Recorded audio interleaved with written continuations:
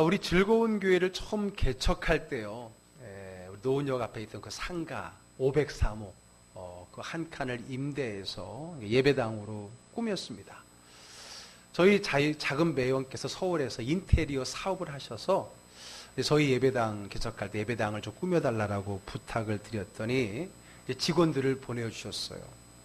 이제 그것을 설계하고 총 그 일을 진행할 직원 한 명과 또 이제 일하게 될 그 인부들을 보내주셨거든요. 그런데 그 예배당을 이제 설계하고 이제 총 진행하게 될 그 직원이 글쎄 교회를 다니는 분이 아니었어요. 물어보니까 어릴 적 조금 교회를 다녀봤었다는 거예요. 더 큰 문제는 한 번도 교회 인테리어, 교회 설비를 해본 적이 없다는 겁니다. 그 직원의 어릴 적 교회 예배당의 모습, 우리 어릴 적의 예배당 모습은요, 너무 간단했습니다. 이 앞에 그 자두색 휘장 하나 있고 가운데 큰 십자가 하나. 그게 이제 교회 인테리어의 거의 전부였다고 볼 수 있는 그런 모습이잖아요. 그러니까 그런 기억밖에 없는 그분하고 이제 교회를 이제 꾸며 나가야 됐던 겁니다. 그래서 그 직원과 머리를 맞대고 예배당 설계를 하는데, 그러니까 제가 생각한 그 예배당의 모습을 설명해 주면 이제 그분이 나름대로 세부적으로 또 어떻게 꾸밀 것인지를 정하면서 함께 해 나갔습니다. 그래서 저희가 처음 교회를 지을 때에, 진다기보다는 예배당을 꾸밀 때에 컨셉이 뭐냐? 교회 같지 않는 예배당이었습니다. 교회 같지 않는 예배당. 십자가만 딱 가려놓으면은 교회인지 아닌지 모를 그런 것이 저희 예배당의 처음 컨셉이었어요. 여러분, 예배당 하면은 이래야 된다는 그 고정관념을 깨고요. 또 여러분, 개척교회다 보니까 이제 초신자들이 많이 오지 않습니까? 그러니까 초신자들이 오더라도 이 장소적으로 벌써 이질감을 느끼지 않고 편안하고 누구든지 와서 쉽게 함께 예배를 드릴 수 있는, 그래서 밝고 편하고 환한 그런 분위기로 꾸미고 싶었던 겁니다. 그러다 보니까 오히려 교회는 이래야 된다라는 옛날 그 교회 전통에 매여 있는 기존 교인들보다는 아예 교회를 잘 모르는 그런 사람이 설계하고 해나가도 괜찮겠다는 생각이 들더라고요. 결과는 참 좋았습니다. 적어도 6년 이상 저희 교회를 다니신 분들은, 그곳에서 있을 때 함께 신앙생활 했던 분들은 그곳이 그래서 작지만은 나름대로 예쁘고 환하고 또 우리 즐거운 교회 이름과도 잘 매치가 되는, 어울리는 그러한 예배당이었던 걸 잘 알 겁니다. 물론 지금 예배당도 그렇습니다. 6년 전에 이제 이곳으로 이사를 왔는데, 여러분, 이곳에는 원래는 골프 연습장이었다 그랬잖아요. 바로 이 자리에 그 타이거 우즈 사진이 크게 걸려 있었던 그곳이었지 않습니까? 자, 이곳을 이제 우리 예배당을 이제 꾸밀 때도요, 밝고 아름답게 예배당으로 이렇게 바뀌었는데, 이 공사를 하신 분은 이제 대전에 있는 인테리어 하시는 분인데, 그분도 교회를 다니시는 분이 아니었어요. 또 교회 일을 해보지 않으셨던 분이었습니다. 근데 재밌는 건요, 저희 교회를 이렇게 잘 하고 난 다음에 다른 목사님들이 어디서 했냐고 물어보기도 하고, 저도 막 적극적으로 소개를 하다 보니까 저희 교회를 하고 나서는 아마 여러 교회들을 이렇게 하신 것 같아요. 얼마 전에 저희 지방에 한 교회가 이제 새롭게 이사를 해갖고 교회를 이제 입당한다고 이제 예배를 갔는데, 보니까 그 교회를 인테리어 한 분이 바로 우리 교회에 하신 그분이었던 거예요. 6년 동안 나름대로 그분은 이제 예배당 전문가가 되셨더라고요. 수많은 교회를 하면서 우리 교회를 시작으로 해서 그렇게 됐던 것을 보게 됩니다.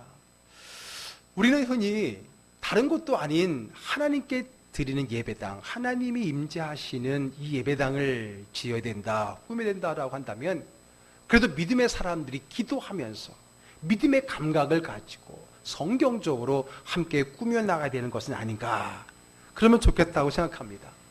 물론 그렇습니다. 물론 그렇죠. 세상적으로 멋지고 아름다운 건축물을 우리가 꾸미고 싶은 것이 아니라 예배에 맞게 하나님의 임재가 느껴지고 모든 성도들이 함께 예배 드릴 수 있는 그러한 거룩함과 은혜로움을 필요로 하는, 거기에는 정말 믿음의 지혜와 영감이 필요로 할 겁니다. 그러므로 하나님의 성전 건축은요, 처음부터 믿음의 사람들에 의해서 큰 틀을 잡아 나가야 됩니다. 그러나 그렇다고 해서 건축의 모든 공정이 다 믿음의 사람으로만 해야 된다는 것은 아닙니다. 모든 것 하나하나 다 믿음의 사람들이 기도하는 마음으로 해야 됩니다. 그럴 수 있으면 좋지만, 그러나 꼭 그러해서도 그러해야 되는 것이 옳은 것만은 아닙니다. 여러분, 최초의 이 건물로서의 성전, 건물로서의 최초의 성전이 어디예요? 예루살렘 성전이잖아요. 솔로몬이 지은 예루살렘 성전도 그랬습니다.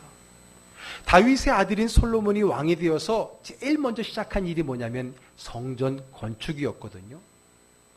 아버지의 유언이었던 그 하나님의 성전을 짓게 된 겁니다. 사실 성전을 짓고 싶었던 것은 그의 아버지 다윗의 꿈이었습니다. 그러나 하나님은 그에게 그 일을 허락하지 않으셨고요.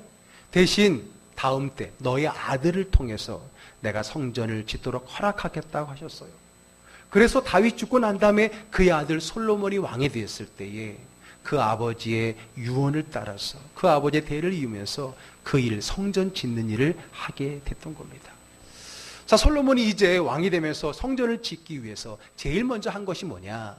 그 성전을 지을 그 자재들, 건축 자재들을 준비하는 것이었습니다. 이스라엘 나라는요, 돌은 많이 있었습니다. 워낙 돌들이 많은 그런 곳이니까. 그런데 나무는 별로 없어요. 숲이 별로 없기 때문에. 그러니까 나무를 구해야 되는 일이 제일 시급했는데, 당시에 최고의 목재가 어디 목재였느냐?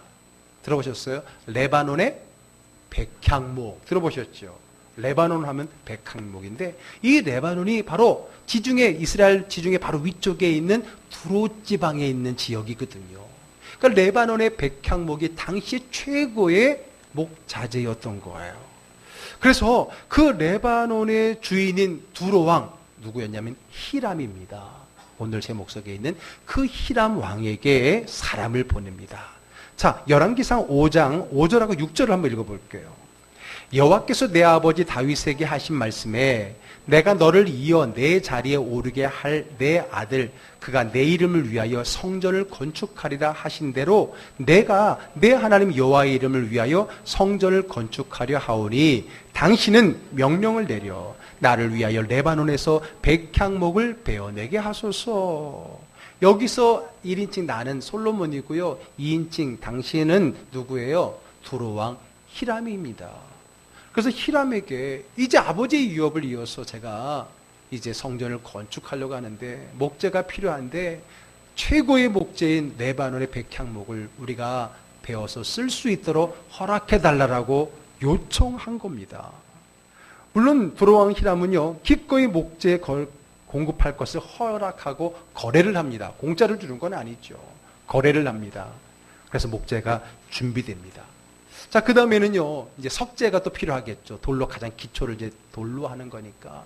그 석재는 이스라엘에 돌이 많다 그랬으니까 그 석재들을, 사람들을 모아서 산에서 돌을 캐고 다듬는 석재를 준비시킵니다. 그래서 이제 성전을 짓기 위해 가장 필요한 돌과 나무, 그것이 준비되었고 또 그것을 준비하는 건축자들이 힘을 합치게 됩니다. 자, 5장 18절 읽어볼게요. 솔로몬의 건축자와 히람의 건축자와 그 발사람이 그 돌을 다듬고 성전을 건축하기 위하여 제목과 돌들을 갖추니라. 이제 이렇게 해서 이제 성전을 지을 준비가 끝난 겁니다. 그럼 어때요? 이제는 지어야 되겠죠. 그때가 언제냐? 솔로몬이 이런 준비를 하고 나서 이제 본격적으로 성전을 짓기 시작한 때가 언제냐면 솔로몬이 왕이 된 지 4년째. 4년차 2월 달에 성전을 건축하게 됩니다. 그리고 몇 년에 걸쳐서 짓게 되느냐 하면 7년에 걸쳐서 7년 동안 성전을 짓게 돼요. 자, 돌이 많은 땅에 살면서 돌을 잘 다듬는 이스라엘 사람들이 주로 돌을 다루는 석공들이었겠고요. 나무가 많이 나는 그곳에서 나무를 잘 다루는 두로 사람들이 이제는 목공이 되겠죠. 그 둘이 팀을 이루어서, 두 민족이 팀을 이루어서 함께 하나님의 성전을 지어나간 거예요. 돌로 기초를 쌓고 그 안쪽에는 나무들로 이렇게 꾸며나가면서 성전을 건축하게 되는 거죠. 자, 그렇게 해서 이제 외형의 건축으로서의 성전은 준비됐어요. 그러면 성전이 되는 겁니까? 아니죠. 이제 그것이 성전이 되려면은 거기에 성전에, 즉 제사에 필요한 성전 기구들을 채워 넣어야 됩니다. 자, 그 성전의 기구들은요, 옛날에 출애굽 시대의 성막 때는요, 대부분의 성막 기구들은 조각목으로 만들어서 금을 입혔었던 거예요. 그리고 이제 물두멍만은 이제 놋그릇으로 이제 만들었었는데, 이제는 나름대로 이제 성전의 건축으로서의 성전이기 때문에 그런 성물들은 이제 황금으로 이제 만들게 되는데, 문제는 이제 물을 담아놓는 그릇과 여러 기구들에게 많이 쓰이는 가장 많은 그 기구들은 주로 뭘로 만들었냐면 놋으로 만들었습니다. 놋으로 만들어야 됩니다. 자, 그래서 이 성전 기구들을 놋으로 만들어야 되는데, 그러면 놋은 누가 잘 다루느냐? 돌은 이스라엘 사람이 잘 다뤘고, 그리고 나무는 두로 사람이 잘 다루는데, 그럼 놋은 누가 잘 다뤘는가? 당시에 놋을 제일 잘 다루는 명인, 장인이 누구였는가? 흥미롭게도요, 당대의 놋의 최고의 장인은 두로에 사는 히람입니다. 아니, 아까 두로 왕의 이름이 뭐라 그랬죠? 히람이에요. 그런데 그 나라의 놋을 제일 잘 다루는 사람의 이름도 동명이인 히람이에요. 자, 우리 7장 13절하고 14절 읽어보겠습니다. 솔로몬 왕이 사람을 보내어 히람을 두로에서 데려오니 그는 납달리 지파 과부의 아들이요 그의 아버지는 두로 사람이니 놋의 대장장이라. 그 히람은 모든 놋 일을 지혜와 총명과 재능을 구비한 자이더니 솔로몬 왕에게 와서 그 모든 공사를 하니라. 예, 오늘 두로 왕과 동명이인 이 히람이라는 이 사람은 앞에도 말했지만은 어머니는 이스라엘 납달리 지파의 사람이고 아버지는 두로 사람인 거예요. 두로 사람인데 무슨 일을 하는 사람이에요? 놋의 대장장이에요. 당시에는 여러분 이 업을 이어가잖아요. 그 아버지로부터 언제부터인지 모르지만은 그 집안이 놋의 대장장이 명인의 집안이고, 오늘 이 히람이라는 사람도 그 아버지의 놋의 대장장의 대를 이은 당대의 명인, 놋의 명인이었다는 거죠. 그 사람을 불러온 겁니다. 불러온 거예요. 왜요? 최고의 권위자를 통해 최고의 하나님의 성전을 만들기 위한 솔로몬의 마음이 있었던 거죠. 그리고 히람은 기꺼이 자기의 실력을 충분히 발휘해서요, 성전에 들어가는 놋 기구들을 다 만들어냅니다. 제일 먼저 뭘 만드냐면요, 성전에 들어갈 때 성전 입구에 두 기둥이 있습니다. 그 두 기둥의 이름이 뭐지요? 야긴과 보아스. 들어봤지요? 야긴과 보아스라는 것. 이 기둥이 뭘로 만드냐면 놋으로 만드는 거예요. 나무나 돌이 아니라 놋으로 만들게 되는데, 그것부터 이제 만들기 시작을 하고요. 그리고 여러분, 성전 앞부분에 이제 바다라고 불리는 큰 물그릇을 만듭니다. 놋 물그릇을 만들어요. 바다라고 해서. 얼마나 큰 물그릇이면 바다라고 표현했겠습니까? 근데 그냥 물그릇이 아니라 그 물그릇 밑에는 성경을 자세히 읽어보게 되면 그 물그릇을 받치는 그 받침대를 소의 형상으로 12마리 소의 형상을 만들어서 각 방향에 세 마리씩 이제 그 물두멍, 그 큰 바다를 받치는 것. 또 그 주변에 작은 물두멍들, 뭐 이런 것들, 그리고 성전에 쓰는 모든 그 부자재들, 그런 게 다 놋으로 되어 있는데 그 모든 크고 작은 놋 기구들을 다 만들어냅니다. 자, 오늘 7장의 40절 읽어볼게요. 히람이 또 물두멍과 부삽과 대접들을 만들었더라.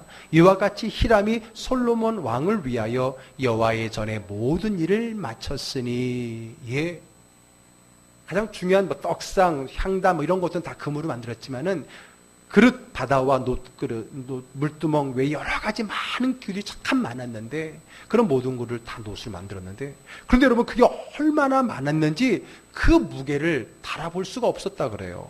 47절 읽어볼게요. 기구가 힘이 많으므로 솔로몬이 다 달아보지 아니하고 두었으니 그 놋 무게를 능히 측량할 수 없었더라. 감히 무게를 달아볼 수 없을 정도로 수많은 놋 기구들을 만들어낸 겁니다. 누가요? 두로 사람 히람이 만들어낸 거예요. 어디에 쓸 것을? 하나님의 전 성전에 쓸 기구들을 말입니다. 자, 그리고 이제 마지막 하이라이트가 뭘까요? 그 성전 안에 가장 중요한 장소, 중요한 물건은 뭐예요? 지성소에 놓이게 될 언약궤 혹은 법궤라고 하죠. 실제적인 하나님의 임재의 상징이 되는 그 언약궤를 어디 있었냐면 다윗성에 있었거든요. 다윗성에 있었던 그 언약궤를 이제 지성소에다가 갖다 옮겨 놓으면서 이제 그곳에서 하나님의 임재가 임하고 거기서 함께 그들이 봉헌 예배를 드리면서 얼마나 감격스럽겠어요. 그러면서 드디어 첫 번째 성전의 시대가, 예루살렘 성전의 시대가 열리게 된 겁니다. 자, 여러분, 이런 과정을 보니까 성전으로서의 첫 성전도 어때요? 하나님을 믿는 믿음의 사람들로만 구성해서 그것을 건축하고 꾸몄습니까? 아니잖아요. 이방인, 우리로 말하면 불신자들도 그 첫 성전인 예루살렘 성전을 짓고 꾸미는 일에 함께 했던 것을 우리가 보게 됩니다. 여러분, 하나님의 일은 하나님의 사람만이 하는 겁니까? 하나님의 일은 하나님의 사람만이 하게 하실까요? 그렇지 않습니다. 때로는 하나님께서는요, 불신자들과 함께 하나님의 일을 행하게 하십니다. 우리 즐거운 교회도 그랬다 그랬잖아요. 우리 즐거운 교회 예배당을 꾸민 것은 믿음의 사람이 한 게 아니었던 거예요. 믿지 않는 사람이 함께 꾸며나갔던 겁니다. 그뿐만 아닙니다. 저희 교회가 처음 개척을 했을 때는 한 칸이잖아요. 그러다 보니까 장소가 하나밖에 없어. 거기서 모든 예배를 다 드려요. 9시에 어린이 예배를 드리고 11시에 청소년 및 성인 예배를 드립니다. 그러다가 이제 아이들이 많아지면서 또 아이들 예배를 또 부모님과 함께 와서 동시에 예배를 드리면 좋겠잖아요. 또 교사들도 예배 드려야 되고 식당 봉사하는 분들도 예배를 드려야 되잖아요. 그래서 이제 9시 예배를 또 다른 성인 예배로 만들고요. 교사라든지 그리고 식당 봉사하는 분들이 그 예배를 먼저 드립니다. 그리고 11시에 부모님들이 자녀들과 함께 와서 이제 우리 자리에서 예배를 드리는데 어린이들은 따로 예배를 드려야 됐어요. 그렇죠? 근데 우리 어떻게 해요? 교회는 장소 하나밖에 없었어요. 그런데 마침 우리 같은 층에 우리 503호인데 501호가 합기도장이었어요. 그 합기도장의 관장님이 참 사람이 좋으신데 교회는 안 다니세요. 그래서 참 관계를 좋게 하고 참 좋으신 분이었어요. 근데 제가 부탁을 드렸어요. 주일에 한 번만 우리 교회 아이들이 예배를 드릴 수 있도록 장소를 빌려달라고 했는데 기꺼이 흔쾌히 빌려주셨어요. 그래서 여러분 그렇게 예배를 저희가 1부 예배, 2부 예배, 또 어린 예배 따로 드릴 수 있는 공간을 만들게 되었고요. 또 합기도장이니까요. 여러분 매트리스가 얼마나 좋은 게 깔려 있는지 우리 아이들 마음껏 뛰어놀아도 될 수 있는 그런 공간이 확보가 되었어요. 물론 그 외에 또 우리가 한 칸을 더 만들게 되면서 또 새로운 과정을 밟아 나아가지만 여러분 그때도요. 우리 교회가 이렇게 세워져 가는 과정 속에 믿지 않던 그 합기도 관장님을 통해서 우리는 함께 동역했었던 거예요. 그래서 그때 저희가 너무 감사해서 그 합기도관에 에어컨이 없었거든요. 냉난방기가 없었는데 저희가 그걸 하나 설치를 해 주었었습니다. 여러분, 우리 교회가 이렇게 믿지 않는 사람과 동역했던 것이 이게 다가 아닙니다. 저희가 개척을 하고 나서요, 제일 먼저 했었던 프로그램이 있었는데 그게 바로 지난번에도 말씀드렸지만은 문화강좌, 주부교실이었습니다. 하려고 한 것이 아니라 우리 지금은 이제 경기도 수지로 이사 가셨던 한 집사님이, 우리 교회 집사님이 이제 우리 교회 처음 개척교회 상가인데 누가 알겠어요. 그걸 홍보하고 또 알릴 수 있고 전도의 수단으로서 문화강좌를 했으면 좋겠다 해서 자신의 재능을 기부하신 거예요. 그래서 문화강좌를 첫 해부터 해갖고 동네 사람들에게, 당시에 문화강좌는요 지금처럼 막 주민센터에서 어디서나 많이 교회들마다 하는 그런 시대가 아니었어요. 그때는 백화점이나 큰 대형 마트의 문화시설에서나 하는 거였기 때문에 동네 분들이 또 이미 셔틀버스 운행은 그런 거 없어졌잖아요. 그때 그 당시에. 그래서 거기로 가서 배우기가 쉽지가 않은 때였어요. 그러니까 우리 교회에서 한다고 광고를 하니까 사람들이 많이 몰려오더라고요. 그래서 개척한 작은 상가의 교회에 평일이면 사람들이 오고 가는 그런 일들이 많이 있었고요. 처음에 시작한 그 한 번으로 시작했던 것은 한 번으로 끝나지 않고요. 계속해서 새로운 강사가 발굴되면서 나름대로 수년간 해오게 되었어요. 그 후로는 이제 여러 교회들도 하게 되고 또 이제 문화센터 여기저기 하게 되니까 굳이 우리가 하지 않아도 되게 됐지만은 그때 그랬던 겁니다. 그런데 그 문화 강좌가 계속 이어갈 수 있을 때는 새로운 강사가 새롭게 개발이 되고 나타나게 되는데 그 중에는요. 첫 번째 그 문화 강좌에 수강생으로 참여했던 분이 참여하고 난 다음에 나에게도 이런 재능이 있는데 나누고 싶습니다. 재능 기부를 하고 싶습니다 해서 그렇게 해서 그분이 또 새롭게 자를 하나 맡게 되는, 그분은 그 당시에 성당을 다닌 분이었거든요. 성당을 다닌 분이었었어요. 예, 그러다가 그런데 지금은 이 자리에서 우리가 함께 예배를 드리고 계셔요. 가족과 함께. 그렇게 해서 정말 우리 즐거운 교회는 처음 만들어지는 시작부터 모든 과정이 그저 믿음 좋은 우리들끼리만의 공동체가 아니라 이렇게 생각지 못했던 교회 밖의 사람들, 심지어는 불신자들과도 함께 세워져가는 그러한 교회 공동체였다라고 하는 겁니다. 우리 즐거운 교회는요, 태생부터가 이름이 함께하면 더 즐거운 교회입니다. 그런데 그 함께는요, 지금 있는 우리들끼리만의 함께로 제한되지 않습니다. 우리 교회는 우리들만의 폐쇄적인 공동체를 추구하지 않습니다. 즐거운 교회 교인만 함께하는 것이 아니라 함께할 수 있는 그 누구도 다 우리 즐거운 교인이 될 수 있다는 거예요. 즐거운 교회 식구들끼리만 함께하겠다, 우리끼리만 함께하겠다는 게 아니라 누구든지 함께할 수 있고 우리와 함께하는 그 모두는 다 우리의 즐거운 교회, 즐거운 가족입니다. 이것이 우리 즐거운 교회 이름 속에 들어있는 방향이라고 하는 겁니다. 즐거운 교회 교인만 함께하는 것이 아니라 함께하는 모두가 다 즐거운 교회가 될 수 있다는 것. 그러면 우리가 얼마나 많은 사람들과 함께할 수 있느냐가 우리 즐거운 교회의 범위를 결정하는 것입니다. 즐거운 교회 교인이 되어야 함께하겠다는 것이 아니라 지금 함께함으로 상대를 즐거운 교회로 품겠다고 하는 우리 교회 나름대로의 사명 선언문인 거예요. 사명 선언문. 우리와 함께하는 모두가 다 즐거운 교회입니다. 그리고 그 한계는 항상 열려있고 무한한 겁니다. 여러분, 절대 교회는 앞뒤가 꽉 막힌 폐쇄적인 공동체가 되어서는 안 됩니다. 항상 열려있고 누구든지 함께할 수 있는 교회가 되어야 됩니다.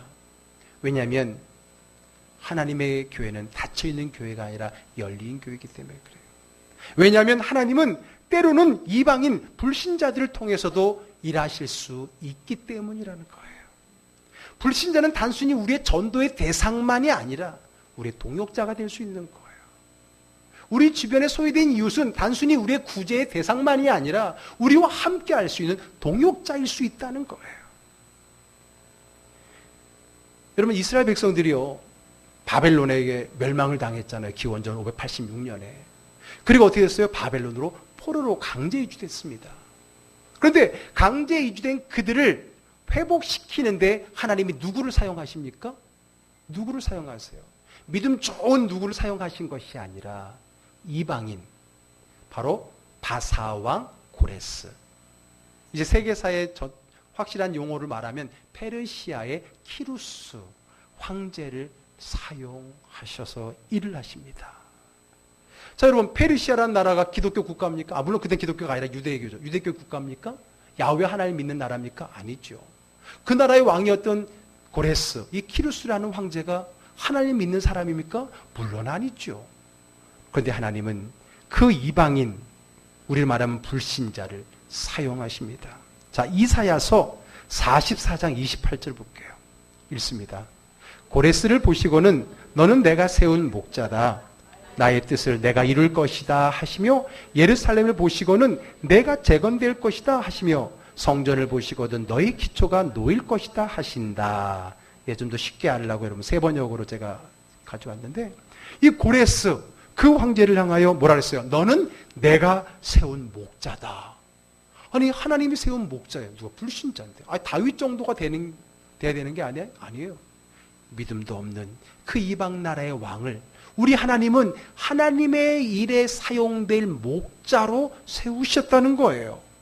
자, 또 이사야서 45장 4절도 읽어볼게요. 내가 너를 지명하여 부른 것은 나의 종 야곱, 내가 택한 이스라엘을 도우려고 함이었다. 내가 비록 나를 알지 못하였으나 내가 너에게 영예로운 이름을 준 까닭이 바로 여기에 있다. 예. 하나님은 당신을 믿는 믿음의 사람들로만 일을 하시는 분이 아니신 거였어요. 하나님은 자기를 믿지 않는 이방 나라, 이방인을 통해서도 하나님은 일을 하시는 분이시라는 겁니다. 그렇습니다. 하나님은 누구나 사용하실 수 있어요. 하나님이 사용할 수 없는 사람은 없습니다. 믿는 자나 믿지 않는 자나 다 하나님의 섭리 안에 있는 거예요. 여러분, 하나님이 우리만의 하나님입니까? 아니죠. 인정하지 않을지라도 하나님은 그들에게도 하나님이고 그들은 하나님의 또 다른 자녀이잖아요. 때로는 불신자들로 우리를 돕게도 하시고요. 때로는 불신자를 통해서 이방 나라를 통해서 이스라엘 징계하기도 하시고요. 때로는 불신자를 통해서 우리에게 깨달음을 주시기도 한다는 거예요. 이제 출애굽 끝무렵에 이제 여호수아가 가나안 땅을 점령하기 전에 먼저 여리고 성에 정탐꾼을 보냅니다. 근데 여러분, 그 정탐꾼을 도와주었던 사람이 누구예요? 바로 여리고 성의 기생 라합이라는 여인이었어요.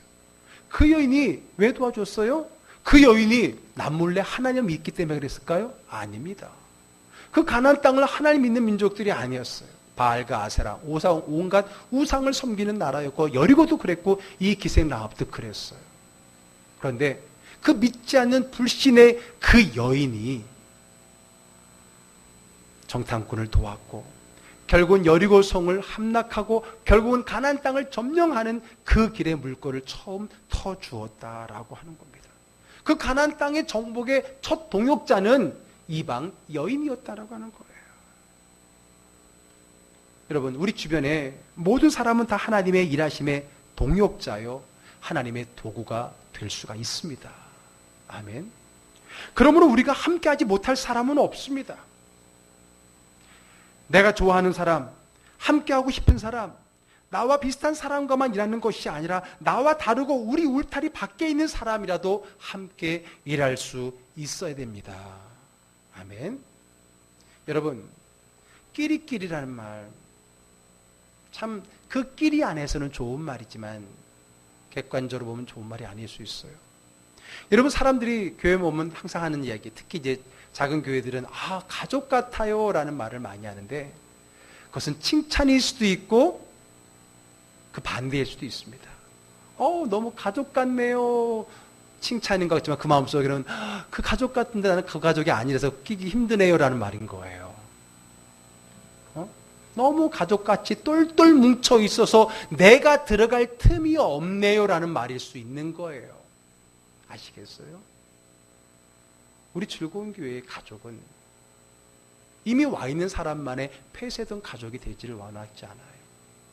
그래서 우리가 항상 가끔가다 전반기 한번, 후반기 하면 한번 한 가족 예배, 온 가족 함께 예배드린 예배할 때, 그러면서 항상 그때는 누구예요? 우리 주변의 이웃들을 함께 초청하잖아요. 그 말은 뭐예요? 그들도 우리의 가족임을 선포하고 그것을 실현해 나가자라고 하는 우리 교회의 방향인 거예요. 여러분, 우리끼리 참 너무 좋아요. 너무 고마워요. 정말 함께 어울림을 기뻐할 수 있는 거 너무 좋아요. 그러나 그것이 우리만의 폐쇄된 가족 공동체가 되어서는 안 됩니다. 특히 여러분, 새로운 사람이 우리 교회에 왔을 때 더욱 주의해야 됩니다. 새로운 사람이 우리에게 오게 되면요, 가뜩이나 환경이 낯설고 사람이 낯선데 우리들끼리 너무 재밌게 우리끼리 모여서 희덕거리는 모습을 보게 되면 야, 너무 좋다, 나도 끼고 싶다라는 마음보다는 와, 내가 있을 자리가 아니다 그런 마음이 들어요. 여러분, 혹시 정말 급한 일이 있거나 멀리 가서 우리 교회 못 와서 다른 교회 가서 한번 예배 드릴 때를 상상해 보세요. 쉽게 낄 수 있나요? 없잖아요. 얼마나 그런지 몰라요. 우린 나름대로 배려한다고 하지만은 처음 오는 사람들의 마음은 쉽지가 않은 거예요. 정말 우리가 그들과 또 함께 할 수 있다면 배려를 해야지 됩니다. 물론 부담을 주고 너무 오버해서 모두가 다 막 집중해버리면 질려버리고 도망가게 되지만은 이제 우리가 전략적으로, 아니 전략이 아니라 우리의 생태적으로 정말 새로운 분들이 있다면은 정말 우리가 정성을 다해서 당신도 우리 가족입니다라는 것을 깨달을 수 있도록 해 주어야 됩니다. 아멘? 아멘? 여러분들도 우리 교회에 들어오는 때에 나름대로 과정이 있었잖아요. 한번 그것을 생각해 보세요. 새로운 사람이 우리의 가족이 되기 위해서 우리가 얼마만큼 다가가고 그가 우리의 가족임을 알게 해 주어야 되는지를요. 우리와 함께하지 못할 사람은 아무도 없고요. 내가 싫다고, 나와 맞지 않는다라고 해서 내가 그와 함께 일하지 않겠다라고 말하는 것은 그 하나님의 뜻을 어긋나는 것과 같은 겁니다. 그것은 결코 우리 교회가 추구하는 함께하면 더 즐거운 교회 모토에 맞지가 않습니다. 그러기 위해서 이제는 내가 그 누구와도 오늘 제목처럼 불신자일지라도 그와 함께할 수 있기 위해서요. 이제 우리는 먼저 생각의 폭을 좀 넓혀야 되고요. 편견을 버리고 마음의 벽을 허물어야 됩니다. 좀 까칠함을 버리고 좀 너그럽게 대해야 됩니다. 어떻게 쉽게 그 사람이 처음부터 예수의 형상을 가질 수 있겠어요? 예수의 형상에 가능성이 있는 것이지 우리 모두가 다 아직 예수의 형상을 완전히 갖추지 못하잖아요. 기다려줄 줄 알고 이해해줄 줄 알고 폭넓게 받아줄 줄 알아야 되죠. 이스라엘 사람들은 참 편견이 많은 고집불통의 민족입니다. 자기들과 민족이 다르면 다 개, 소 취급해버리고요. 상관을 하지 않습니다. 자기 민족 안에서도요. 서기관, 바리새인들은 특히 세리들, 창기들 뭐 그런 사람들 죄인 취급을 하고요. 너무나 많은 편견 속이었습니다. 그런 그 시대에 예수님께서 오셔서 그 편견을 깨셨어요. 그들이 이스라엘 민족이 함께 할 수 없었던 이방인들, 가난한 자들, 소외된 자들, 병든 자들, 심지어는 율법적으로도 가까이 해서는 안 되는 문둥병자들까지도 예수님 먼저 다가가셔서 그들과 함께 해주셨어요. 이것이 교회입니다. 이것이 우리 즐거운 교회가 되어야 됩니다. 내가 함께하지 못할 사람은 아무도 없어야 됩니다. 하나님이래요. 목사님, 올해는 이 사람하고 좀 함께 하게 해주세요. 이번에 저 사람하고 좀 떨어뜨려 주세요. 그런 말들이 있는 것은 진정한 교회의 참모습이 아닌 거예요. 어느 누구든 함께 할 수 있는, 아니 교회 바깥의 사람과도 함께 할 수 있어야 되는데 어떻게 우리 안에서도 함께 할 수 없는 그런 무리가 있을 수 있겠습니까? 그것은 진정한 교회의 참모습이 아닙니다. 밖에서도 소외받는 사람이 교회에 와서도 소외받는다면은 그것은 교회가 세상과 다를 게 무엇입니까? 우리는 그 누구와도, 불신자와도, 심지어는 타 종교인까지도 품어서 그들을 우리 형제 자매로 만들 수 있는 사람이 되어야 된다는 거예요. 우리의 편견의 벽을 허물어서 그 편견의 벽으로 사람들이 들어오지 못하도록 만들어서는 안 됩니다. 여러분들, 교회 바깥에서 믿지 않는 사람들의 시선 속에 교회는 어떤 곳일까요? 높은 자기들만의 담을 쌓아놓고 자기들만이 선민이라고 하면서 그 외에는 다 죄인 취급하고 함께 어울리지도 아니하고 그렇게 하는 공동체로 보이고 있지는 않습니까? 그런 외골수 집단으로 전락하고 있지 않습니까? 그렇다고 그 울타리 안에서도 하나가 되는 것이 아니고 그 안에서도 다툼과 분열 속에서 서로 인정하지 않고 서로 받아주지 않고 이 편 저편으로 나눠져 있는 그 모습이 오늘날 세상 사람들의 눈에 비치는 교회의 모습은 아닙니까? 오늘 내 옆 사람도 내가 품어주지 못하면서 어떻게 우리가 세상을 품고 세상을 불신자를 품고 사역자의 삶, 믿음의 삶을 살아갈 수 있겠느냐는 거예요. 그래서 우리의 생각과 편견을 버리고요. 마음의 벽을 허물어야 되고요. 좀 너그러운 폭넓은 마음, 예수님까지는 안 돼도 적어도 예수님을 닮아가려고 하는 그런 포용성 있는 성도의 삶을 살아가야 될 줄로 분명히 믿습니다. 나의 주장만 옳다고 하지 말고 상대방의 말도 들어보아야 됩니다. 상대방의 말도 들어보아야 돼요. 아니 왜 기독교인들이 10명 모이면 안건이 10건이 넘지? 10명인데 10건이 넘어. 여러분, 자신을 내려놓고 누구와도 함께 어울릴 수 있는 사람이다. 우리 저 사람 안 돼. 아니에요. 우리는 그 누구와도 어울릴 수 있는, 우리 즐거운 교회는 그 누가 와도 어울릴 수 있는, 누군가 왔고 여기는 내가 어울릴 곳이 아니야, 그렇게 돌아갈 수 있는 사람이 없는 그런 교회가 되기를 소망합니다. 그것이 우리 즐거운 교회, 함께하면 더 즐거운 교회의 비전이고 방향입니다. 무조건 믿지 않는다고 해서 관계를 단절하거나 정죄하지 마십시오. 하나님은 그를 통해 나에게 말씀하실 수도 있고요. 실제적으로 불신자를 통해 나를 도우실 수도 있고요. 또 무엇보다 내가 그를 하나님께로 인도하기를 원하시는 거예요. 여러분, 우리가 전도의 사명을 감당해야 되는데 불신자와의 아무런 관계도 없이 어떻게 전도를 할 수 있습니까? 때로는 불신자들과의 관계를 가져야 됩니다. 단 내가 그들에게 휩쓸려서 믿음을 잃어버릴 것 같으면 잠시 중단을 하고 멀리해야 되겠죠. 그러나 그렇지 않는다면 우리는 늘 일상의 삶 속에서 불신자들의 관계 속에서 함께 동역해야 됩니다. 그들이 나에게 줄 동역이 있고 내가 그들에게 줄 믿음의 동역이 있는 거예요. 로마서 12장 18절 읽어볼게요. 할 수 있거든 너희로서는 모든 사람과 더불어 화목하라. 모든 사람입니다. 성경에서는요, 유대인이나 헬라인이나, 그 말은 뭐예요? 우리를 말하면 믿는 사람이나 안 믿는 사람이나, 신자나 불신자나 다 더불어 화목하라는 거예요. 화목하라는 건 뭐예요? 우리말로 말하면 더불어 일하라는 겁니다. 하나님의 일은 믿는 사람들만이 하는 게 아니라 믿지 않는 사람들과도 함께 할 수 있다는 거예요. 우리 교회가, 아니 예루살렘 교회가 그랬잖아요. 교회는 그러는 곳이에요. 세상에 열려 있는 곳이고 누구든지 목마른 자들이 와서 쉼을 누리고 영생을 얻고 기쁨을 누리는, 그 누구도 어울릴 수 없는 사람들이 우리 교회에 와서 어울릴 수 있는 마지막 자리가 우리 교회가 되될 줄로 분명히 믿습니다.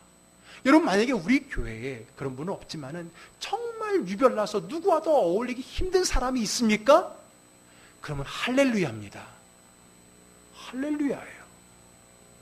그 사람이 마지막으로 올 곳이 여기였다는 거잖아요.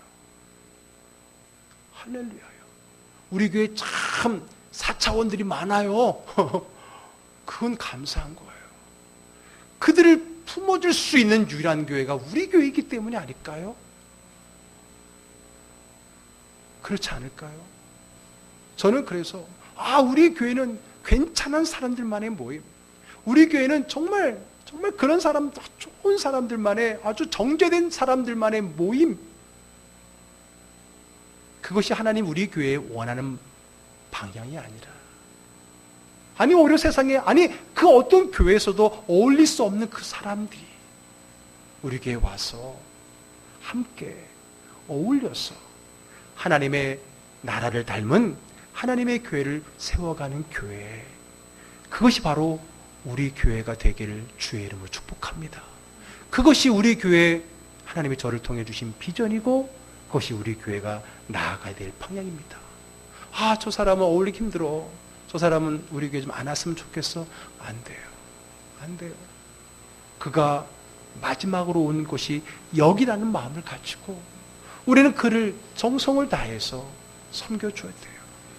그들과 함께 더불어 화목하고 그들과 더불어 함께 일할 수 있는 교회. 그러면 하나님은 이 모든 것을 합하여 선을 이루어 내실 것입니다. 아멘. 우리 교회는 많은 사람들이 모이는 교회를 추구하지 않습니다. 그러나 누구나 모일 수 있는 교회를 추구합니다. 다시 할까요? 우리 교회는 많은 사람들이 모이는 교회를 추구하는 것이 아니라 누구든지 모일 수 있는 교회를 추구합니다. 그런 사람들이 함께하여 더 즐거운 교회를 세워나가는 저와 여러분들이 되기를 주의 이름으로 축복합니다. 아멘.